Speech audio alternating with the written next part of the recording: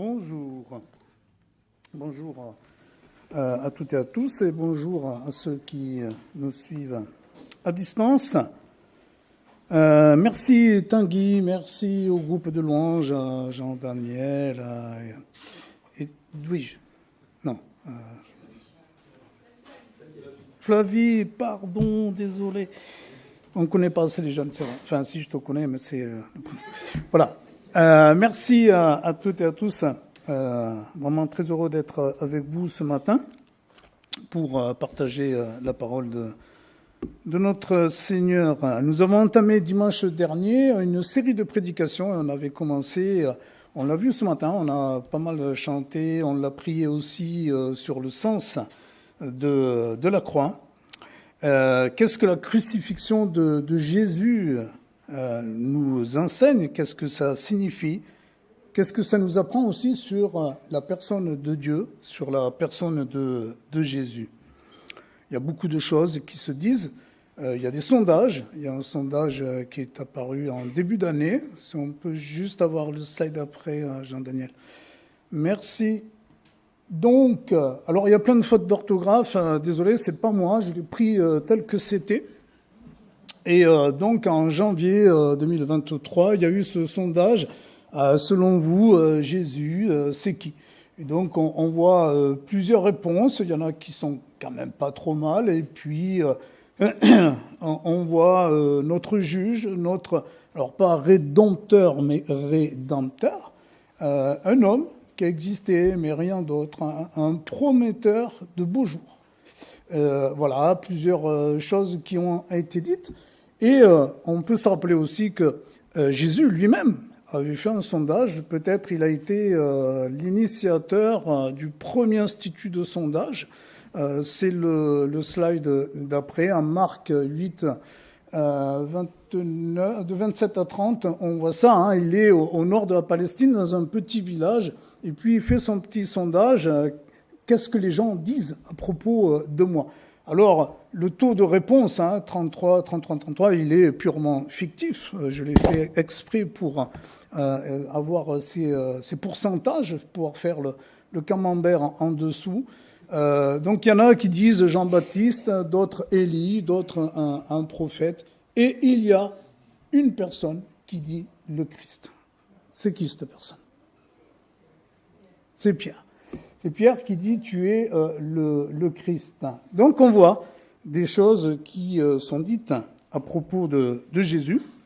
Et nous allons continuer aujourd'hui notre réflexion que nous révèle sur Jésus l'événement lié à la croix. Quelles sont les implications encore pour nous aujourd'hui? Donc dimanche dernier, Thiago il avait initié cette série. Il avait commencé avec la notion de sacrifice de Jésus à la croix. On va voir aujourd'hui qu'il y a un aspect aussi un petit peu plus judiciaire, pénal, qui est lié à cet événement-là. Et puis, dans les dimanches qui suivent, nous allons cheminer avec la rédemption, le pardon, et nous arriverons, comme l'a dit Tanguy tout à l'heure, vers le dimanche de Pâques, qui marque la victoire de Jésus. Donc, je vous propose, pour le message de ce matin, de nous appuyer sur, il y en avait beaucoup, mais j'ai pris celui-ci qui me semble assez complet, un passage qui se retrouve en Romains chapitre 5, les versets 6 à 11, et le texte qui apparaît sur l'écran est issu de la version de la Bible dite de la Colombe. Car lorsque nous étions encore sans force, Christ, au temps marqué, est mort pour des impies. À peine mourrait-on pour un juste. Quelqu'un peut-être aurait le courage de mourir pour un homme qui est bon. Mais en ceci, Dieu prouve son amour envers nous.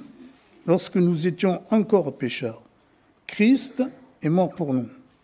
À bien plus forte raison, maintenant que nous sommes justifiés par son sang, serons-nous sauvés par lui de la colère. Car si lorsque nous étions ennemis, nous avons été réconciliés avec Dieu par la mort de son Fils, à bien plus forte raison, étant réconciliés, serons-nous sauvés par sa vie. Plus encore, nous nous glorifions en Dieu par notre Seigneur Jésus-Christ, par qui maintenant nous avons la réconciliation. Amen. Et merci Seigneur pour ta parole. Par ton esprit, aide-nous, Seigneur, à lever nos faiblesses, nos difficultés à l'entendre, ta parole, à la mettre en pratique. Aide-nous, Seigneur, par ton esprit, à nous imprégner de ta parole, à marcher à ta suite, à ta ressemblance et aller sur ce chemin de sainteté, Seigneur, pour être dans ta communion. Loué sois-tu, au nom du Christ. Amen. Alors, la croix. Le slide juste d'après Jean-Daniel, je vais t'embêter toute la prédication. Merci. Donc, la croix, est-ce un acte d'amour de Dieu? Ça peut paraître bizarre d'avoir un homme cloué à cette croix et d'y voir de l'amour.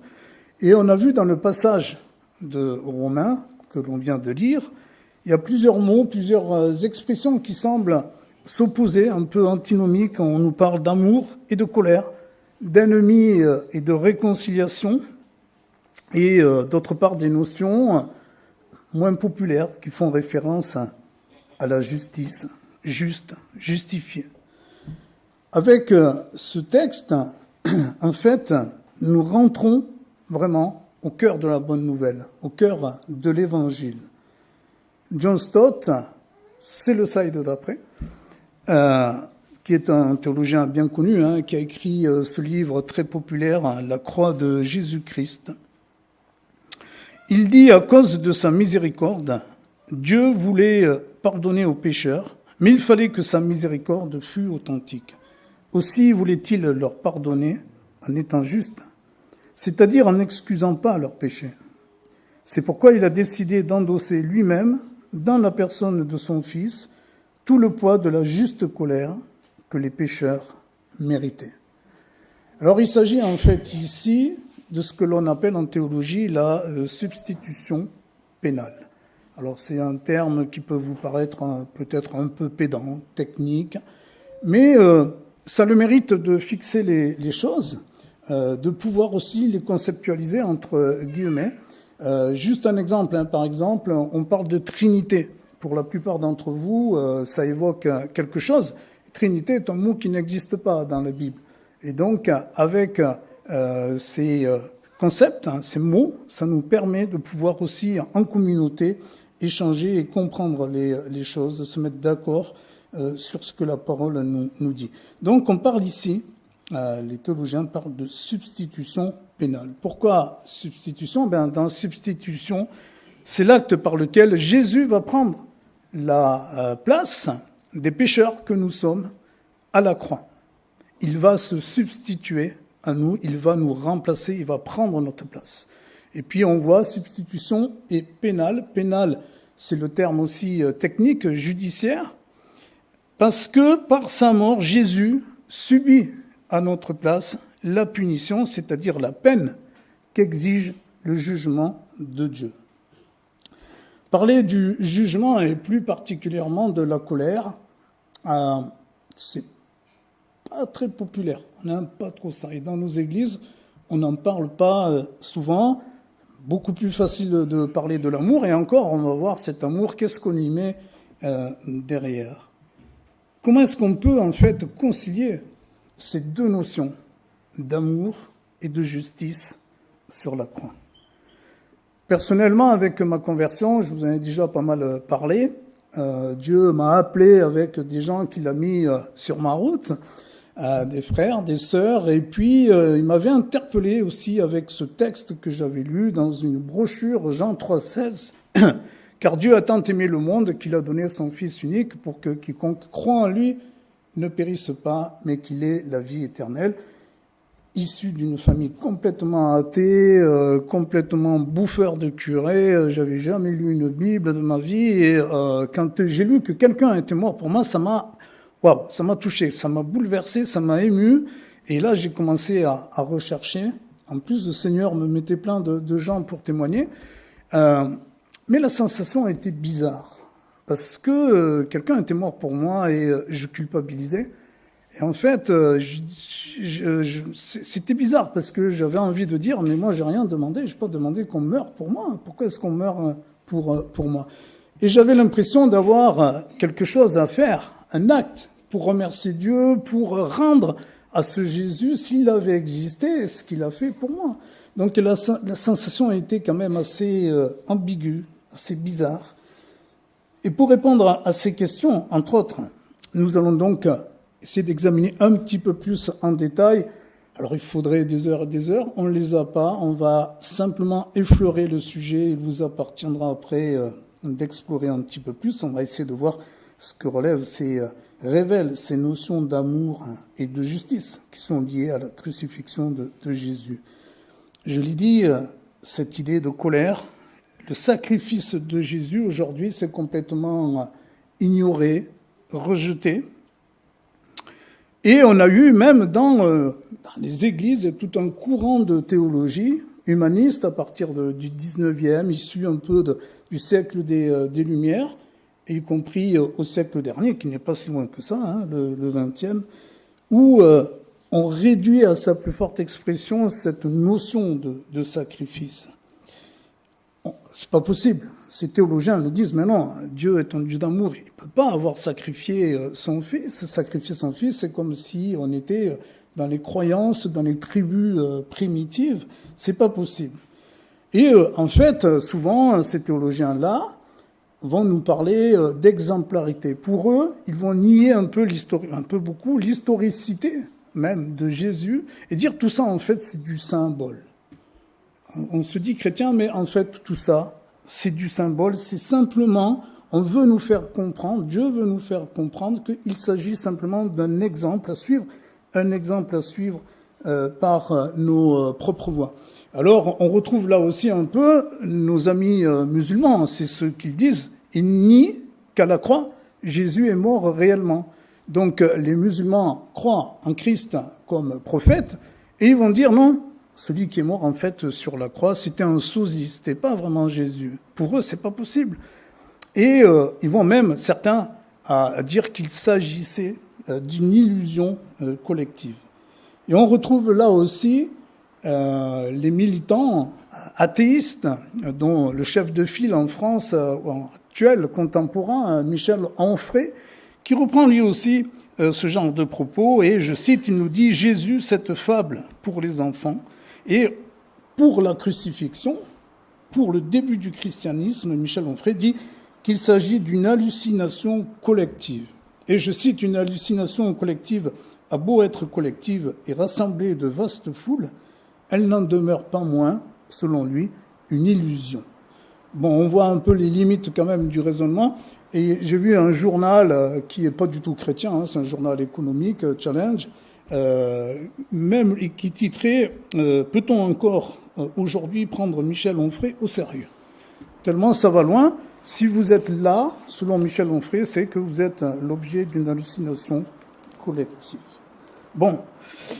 Alors, pour autant, ces idées-là, elles sont vraiment très présentes dans la société. Si vous discutez autour de vous avec des non-chrétiens, c'est souvent quand même ce qui revient.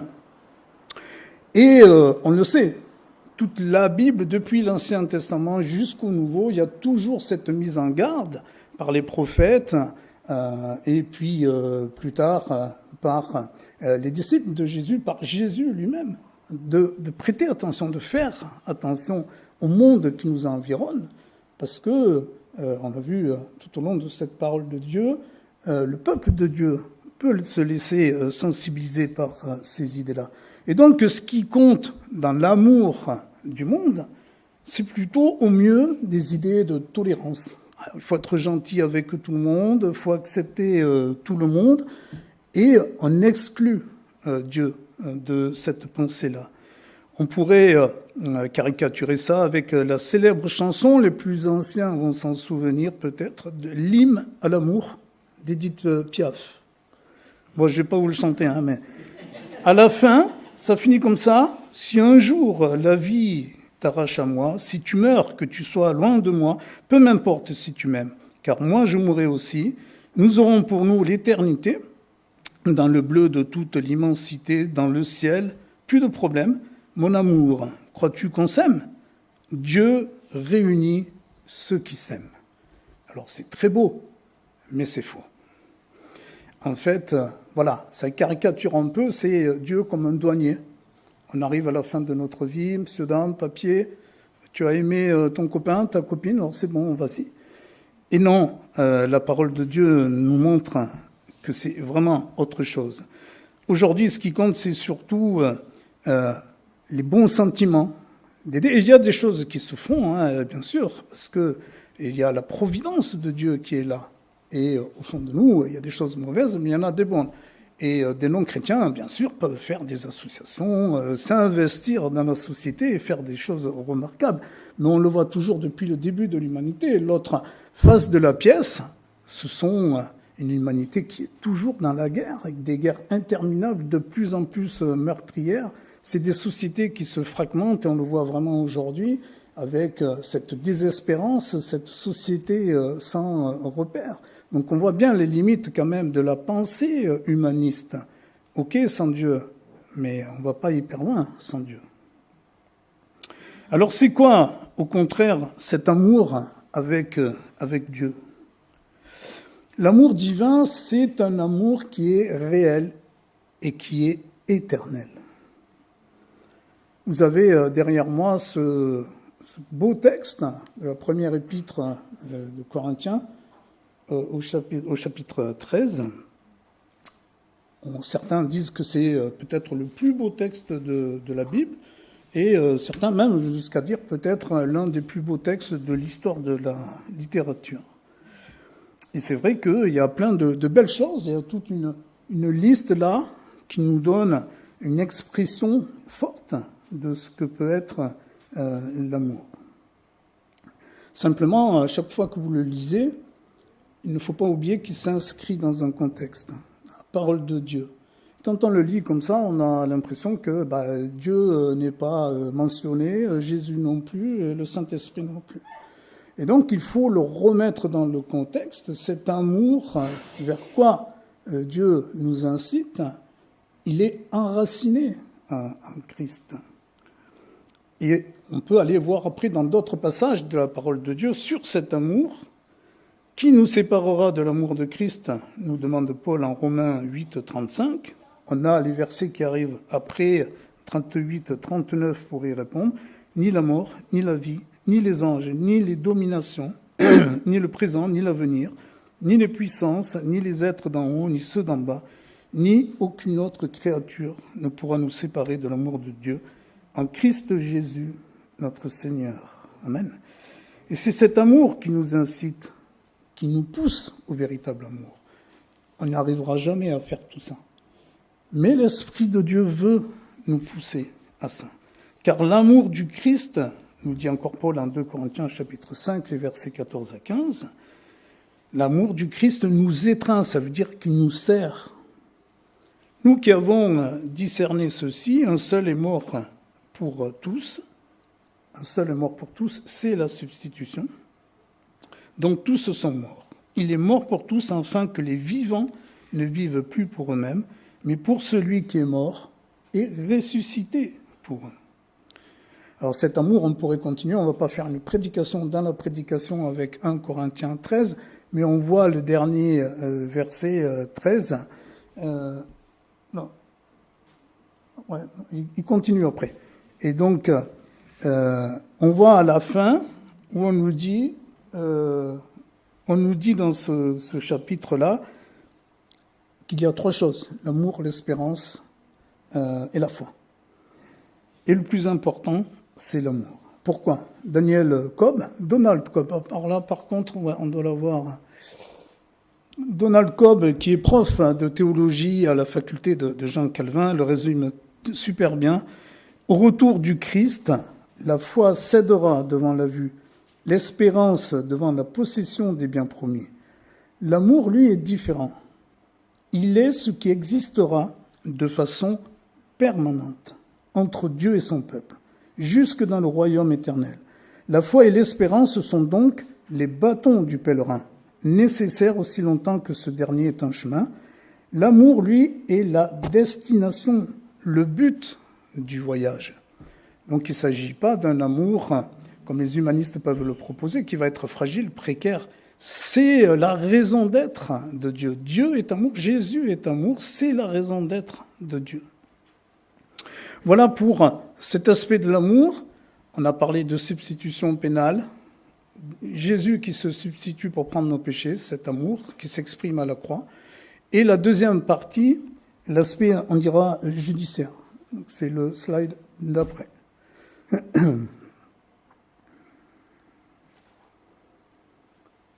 Non.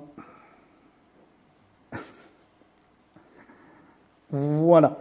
La deuxième partie de cette expression de substitution pénale. Pourquoi Dieu est venu? Pourquoi Jésus est venu? Selon la Bible, Dieu s'est incarné en la personne de Jésus pour nous sauver de la condamnation. C'est sa raison, la raison de sa venue ici. Car le Fils de l'homme, nous dit Jésus en Luc 19:10, le Fils de l'homme est venu chercher et sauver ce qui était perdu. De quoi est-ce que Jésus est venu nous sauver? Dimanche dernier, Thiago nous a rappelé que nous étions naturellement pécheurs, que nous avons hérité de cette nature. La parole le dit en Éphésiens 2:3, nous sommes par nature des enfants de colère parce que nous sommes rebelles, nous sommes en colère contre Dieu. Et alors on pourrait dire, comme certains, effectivement, mais Seigneur, tu es injuste. Si je suis héréditairement mauvais, pourquoi me punir? J'y suis pour rien. C'est ce premier couple qui a commis ce péché originel, Adam et Ève, j'y suis pour rien. Sauf que Dieu ne nous a pas créés comme des robots. Dieu nous a créés avec une liberté. Et nous avons, à chaque instant, dans nos pensées, dans nos attitudes, dans nos paroles, dans nos gestes, dans nos relations, la faculté de dire « oui, j'accepte d'être en rébellion contre Dieu » ou pas, de refuser. Un jour, c'est le fils d'un pasteur qui rentre chez lui après quelques mois d'absence. Il va voir son père, l'air grave, et il lui dit « Papa, depuis que je suis à l'université, j'ai appris plein de choses, beaucoup de choses, et je suis désolé, je ne veux pas te faire de la peine, mais je ne peux plus croire en Dieu. » Alors, le papa a l'air grave, il prend quelques instants de silence, de réflexion, et lui dit « Mon fils, c'est ta liberté, ta terrible liberté. » Nous avons tous cette liberté. Alors on pourrait dire, oui, c'est Adam et Ève, ce premier couple, et mon épouse est là, et je me dis, quand j'y pense, je crois que Isabelle et moi, on n'aurait pas fait mieux qu'Adam et Ève. C'est de la spéculation, hein. Mais voilà, et quand je regarde même les plus beaux couples, ceux qui vraiment m'inspirent, et je me dis, oui, mais finalement, je pense qu'ils n'auraient pas fait mieux qu'Adam et Ève. Et je crois qu'aucun couple, ne nous trompons pas, aurait fait mieux qu'Adam et Ève. L'orgueil de vouloir être l'égal de Dieu, se vérifie tous les jours dans nos pensées, nos attitudes, nos paroles. Un jour, j'étais au travail et puis je reçois un coup de fil. C'est un gars qui se présente comme un des directeurs financiers de l'entreprise. Alors, je travaille dans une grosse entreprise, on est plus de 30 000, je ne connais pas tout le monde. Et le gars me dit, il n'y a personne dans votre bureau, vous êtes tout seul, tout ça. Je dis, ouais. Et il connaissait plein de choses sur moi. Il me dit, ouais, je sais que vous faites ça, tout. On a vraiment besoin de quelqu'un comme vous. Vous êtes un homme sérieux, avec plein de compétences. Il me fait plein de machins. Et il me dit, voilà, on est en train, c'est très confidentiel, hein, fermez, vous dites rien à personne. On va faire une acquisition en bourse d'une entreprise à l'étranger. On a besoin de 300 000 euros. Il faut que vous nous fassiez le virement à l'instant. Waouh! Vous êtes sûr que c'est moi? Ah ouais, Alfred Gonzalez, on vous connaît, machin, tout ça. Mais je dis, vous êtes qui? Il me dit, comment, vous ne me connaissez pas? Je dis, bah non. Et je dis, donnez-moi des garanties quand même. Mais pas de souci. Il m'envoie un scan de carte d'identité et on voit le nom de la personne et tout. Alors, j'avais quand même un doute, hein. Mais franchement, il m'avait tellement vanté, tellement mis sur un piédestal, je m'y sentais plus, quoi. Un peu comme Charles Aznavour, hein, dans sa chanson, je me voyais en plus haut que n'importe qui, en haut de l'affiche, riche, adulé. Et il me dit, ouais, si vous faites ça, vous allez voir, votre carrière va vraiment pas monter, on va s'en souvenir, etc. Et franchement, j'étais là en train d'hésiter. Et avec tout ce que ça allait me rapporter, tout, waouh, je vais devenir connu, tout ça. Et puis, je vais voir mon chef, qui lui venait de la région parisienne, du siège, qui connaissait plein de monde. Alors je lui dis, il y a un tel qui m'a appelé pour un virement, tout. Alors lui, la première action, quoi, il t'a appelé à toi, pas moi. Donc, voilà, encore aussi. Donc, de fil en aiguille, on va jusqu'au directeur qui, lui, connaît tout le monde. Le directeur appelle le monsieur en question. Il dit, on a ta carte d'identité, t'as appelé Alfred Gonzalez. Ah non, jamais de la vie et tout. Bon, c'était la grosse arnaque. À ce moment-là, ça se faisait pour qu'on puisse virer de l'argent. C'était des bandits, quoi, en fait. Hein. Mais voilà, je me suis senti à un moment donné attiré par ça, par ce besoin de me sentir valorisé. Et en fait, c'est ce péché originel, quoi. C'est que finalement, qu'est-ce qui compte souvent pour nous? C'est beaucoup plus le regard des autres que le regard de Dieu. J'aurais dû rester à ma place. J'ai la valeur que j'ai aux yeux de Dieu. Mais j'ai voulu plus. C'est ce qu'ont fait donc Adam et Ève. Et c'est cet avertissement qui avait déjà été lancé par le Seigneur en Genèse 2, chapitre 2, versets 15 et 17. L'Éternel Dieu prit l'homme et le plaça dans le jardin d'Éden pour le cultiver et pour le garder. L'Éternel Dieu donna ce commandement à l'homme. Tu pourras manger de tous les arbres du jardin, mais tu ne mangeras pas de l'arbre de la connaissance du bien et du mal, car le jour où tu en mangeras, tu mourras. C'est un jugement.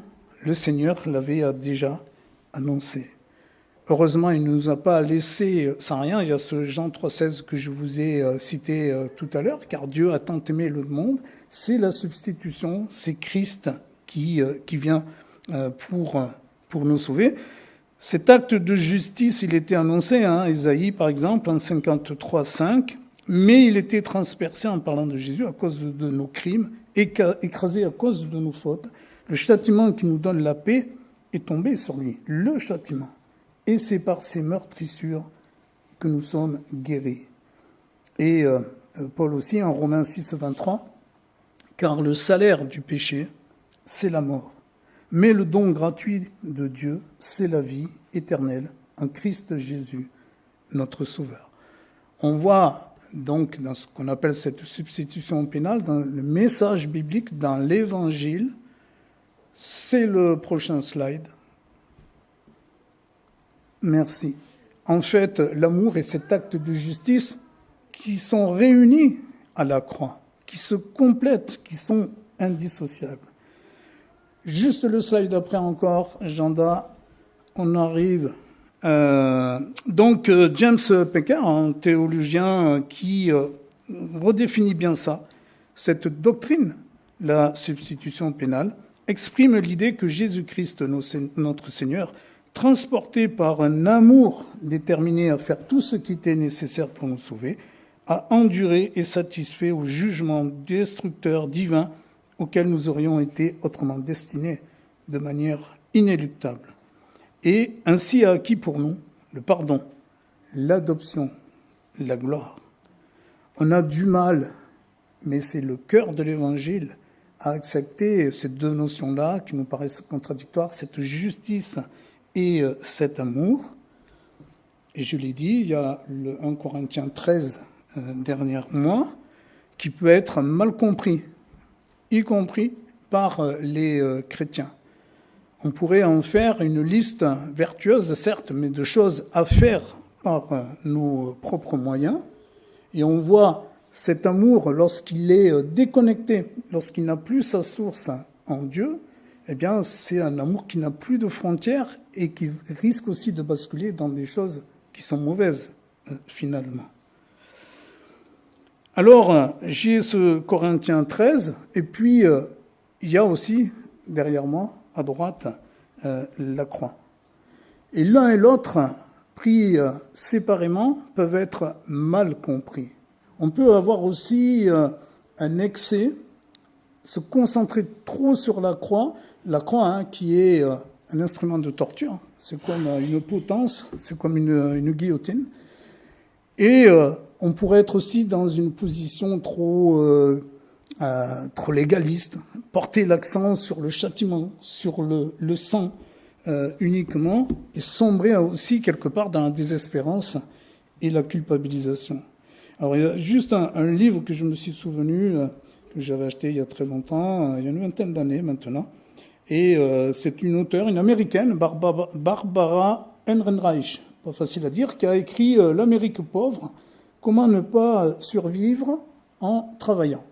Et donc cette femme-là, qui est un auteur à succès, s'est dit, je vais faire l'expérience, voir comment est-ce que les gens qui sont en situation de précarité, ils vivent au jour le jour, comment ils survivent. Et donc, elle se lance sans aucun argent, sans son réseau, sans ses connaissances, et elle va tenter de survivre avec des expériences de petits boulots, ce que l'on dit des petits boulots, mais qui sont bien utiles. Et elle se retrouve à un moment donné dans une ville qu'elle ne connaît pas. Elle vient d'avoir un boulot de ménage, de femme de ménage dans une espèce d'EHPAD, très dur. Alors, elle dit, voilà, je refuse de passer ma dernière nuit au motel, celle du samedi au dimanche, enfermée dans ma chambre. Mais que peut faire une personne aux moyens limités quand elle n'aime pas de surcroît faire la fête ? Plusieurs fois pendant la semaine, je suis passé en voiture devant l'église de la Délivrance dans le centre de la ville. Le panneau devant l'église annonçait pour samedi soir une tente du renouveau de la foi, ce qui me paraît constituer la distraction idéale pour une athée esselée. Je roule dans un quartier inquiétant d'entrepôts déserts jusqu'à ce que la tente surgisse dans la pénombre. Malheureusement, du point de vue de la distraction, seule une soixantaine de chaises sur les 300 alignées sont occupées. Je compte 3 ou 4 personnes de couleur, des Noirs et, je crois, des Mexicains. Tous les autres ont cette allure tragique de paysans du Sud dont je suis moi-même originaire. Le prêche commence, un homme en bras de chemise nous explique quel livre merveilleux est la Bible et déplore le fait que les gens achètent tant d'ouvrages médiocres quand un seul suffit. Ensuite, un type d'origine mexicaine prend le micro, ferme les yeux, résume à toute vitesse l'histoire de notre dette à l'égard du Christ crucifié, puis un blanc, un peu âgé, s'en prend à cette ville pervertie et à sa contribution d'une faiblesse hérétique au renouveau de la foi. Et donc il parle d'argent, etc. Le prêche continue, interrompu par des amens consciencieux. Ce serait bien si quelqu'un lisait, dit l'auteur, à cette assistance mélancolique, le sermon sur la montagne, accompagné d'un commentaire exaltant sur les inégalités de revenus et la nécessité d'une excursion dans le monde du salaire minimum. Mais Jésus n'apparaît ici que sous la forme d'un cadavre. L'homme vivant, le buveur de vin et le socialiste avant l'heure n'est pas mentionné une seule fois, ni rien de ce qu'il a pu dire. Le Christ a crucifié les règles, et il est peut-être vrai que le souci du christianisme moderne ait été de le crucifier inlassablement, afin qu'il ne prononce plus un mot. J'aimerais rester pour les entendre parler en langue, si jamais cela devait se produire, mais les moustiques, rendus frénétiques par toute cette évocation de son sang, lancent une attaque à grande échelle. Je me lève pour partir, calculant ma sortie sur les mouvements de métronome de la tête du prêcheur et sur l'instant où elle est tournée de l'autre côté. Et je me dirige vers ma voiture, m'attendant à tomber sur Jésus, bâillonné et ligoté dans l'obscurité à un piquet de la tente. Voilà. Bon, on peut le prendre à la rigolade, hein, soyez pas trop... Mais c'est quand même aussi dramatique et un peu désespéré. Elle a cette vision d'un Christ, mais son témoignage est intéressant parce que, justement, il a un lien avec ça. Elle n'a pas trouvé, en allant dans cette église, cet amour de Jésus. On lui a parlé de la croix, on lui a parlé du sang versé, mais elle n'a pas trouvé Jésus. Elle a simplement trouvé une religion vide de son sens premier, qui est la grâce de Dieu. C'est triste. Alors, amour sans Dieu, Janda, on arrive vers la fin, tu as bientôt fini de souffrir. Ah, ok. Merci. Et donc, l'amour sans Dieu, mais je pense qu'on n'y est pas là encore, c'est celui d'avant, non? Non, bon, vas-y. L'amour sans Dieu, Et la croix sans l'amour, non, juste le voilà. Donc imaginez qu'on coupe notre église là, on met un mur ici, il n'y a que ici, on est là, face à ce texte que l'on viderait de l'amour de Dieu, de Jésus. Ou alors, au contraire, on mettrait un mur ici, on coupe et on a juste la croix, mais sans y donner le sens de l'amour de Dieu. Et donc, au contraire, c'est bien ce que nous avons ici, c'est de le considérer comme un tout. L'amour de Dieu, sa justice se retrouvent, elles sont indissociables, elles sont complémentaires, elles se retrouvent à la croix. Donc pourquoi, pour finir, la substitution pénale est importante et qu'est-ce que ça change pour nous finalement? C'est le dernier slide. Voilà, encore. Encore. Non, il y en a un avant. Il y en a un juste avant. Ouais, peut-être celui-ci. C'est celui-ci. Voilà. Jules Marcel Nicolle, qui écrit dans son précis de doctrine chrétienne, le précieux précis de doctrine, je pense que Francis doit le connaître, tout bon étudiant en théologie se doit d'avoir cet ouvrage. Et voilà ce qu'il dit: le Seigneur est mort, non seulement en notre faveur, mais à notre place. Nos fautes ont été mises sur son compte, afin que sa justice puisse être mise sur le nôtre de compte. Sans ce fondement solide de la substitution, il n'y a plus expiation, ni propitiation, ni réconciliation, ni rédemption, ni salut. Tout l'évangile s'effondre et nous n'avons qu'à sombrer dans le désespoir. Ne nous étonnons pas si ce point de doctrine est attaqué plus qu'un autre par les adversaires de la bonne nouvelle et par le diable. Et maintenons-le avec la dernière énergie. Non, toutes les vérités ne se valent pas. Nous, celle que nous défendons, c'est la vérité biblique qui est enracinée en Dieu. Et cet amour, cette justice de Dieu se retrouve à la croix. Juste pour fixer les choses, on ne va pas vous retenir plus longtemps. Le dernier, pour retenir, voilà, encore. Alors, par rapport à tout ça, par la crucifixion de Jésus, c'est l'amour et la justice de Dieu qui s'expriment ensemble. Deuxièmement, seul l'amour enraciné en Dieu est puissant, éternel, alors que l'amour non enraciné en Dieu demeure fragile, précaire. Et enfin, ce sacrifice de Jésus versé à la croix assure aux pécheurs repentis la réconciliation avec Dieu et il établit les bases d'une relation nouvelle. Et enfin, quelques pistes d'application, si vous voulez poursuivre après la réflexion. Alors elles sont issues d'un ouvrage aussi qui parle beaucoup de ça, la sainteté de Dieu, de Spool. Alors quatre pistes. En quoi la justice de Dieu vous effraie-t-elle, si cette notion-là vous pose problème de réfléchir à ça? Et en quoi, au contraire, vous réconforte-t-elle? Lorsque vous prenez conscience que vous méritez de mourir à cause de vos péchés, comment est-ce que vous réagissez? Lorsque vous prenez conscience que la justice de Dieu exigeait que Christ meure pour vous, comment y réagissez-vous? Et enfin, de quelle façon Dieu manifeste-t-il son amour envers vous? Voilà. Merci pour votre écoute. Amen.